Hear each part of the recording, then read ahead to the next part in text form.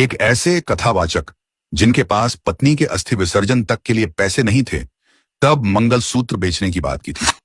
यह जानकर सुखद आश्चर्य होता है कि पूजनीय रामचंद्र डोंगरे जी महाराज जैसे भागवताचार्य भी हुए हैं, जो कथा के लिए 1 रुपया भी नहीं लेते थे, मात्र तुलसी पत्र लेते थे।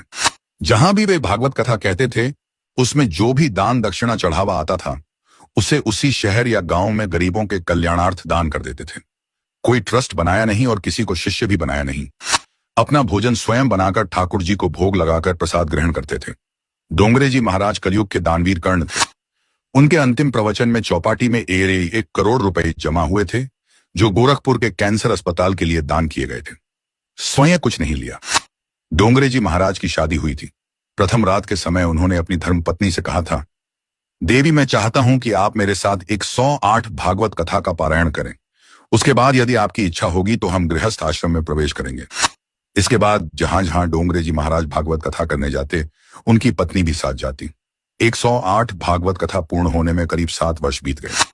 तब डोंगरे जी महाराज पत्नी से बोले, अब अगर आपकी आज्ञा हो तो हम गृहस्थ आश्रम में प्रवेश कर संतान उत्पन्न करेंगे। इस पर उनकी पत्नी ने कहा, आपके श्रीमुख से 108 भागवत कथा श्रवण करने के पश्चात मैंने गोपाल को ही अपना पुत्र मान लिया है, इसलिए अब हमें संतान उत्पन्न करने की कोई आवश्यकता नहीं है। धन्य है ऐसे पति पत्नी, धन्य है उनकी भक्ति और उनका कृष्ण प्रेम।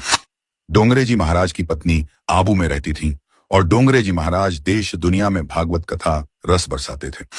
पत्नी की मृत्यु के 5 दिन पश्चात उन्हें इसका पता चला। वे अस्थि विसर्जन करने गए। उनके साथ मुंबई के बहुत बड़े सेठ थे, रतिभाई पटेल जी थे। उन्होंने बाद में बताया कि डोंगरे जी महाराज ने उनसे कहा था कि रतिभाई, मेरे पास तो कुछ है नहीं और अस्थि विसर्जन में कुछ तो लगेगा, क्या करें?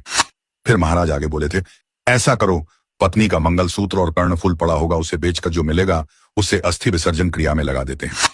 सेठ रतिभाई पटेल ने यह बात रोते हुए बताई थी।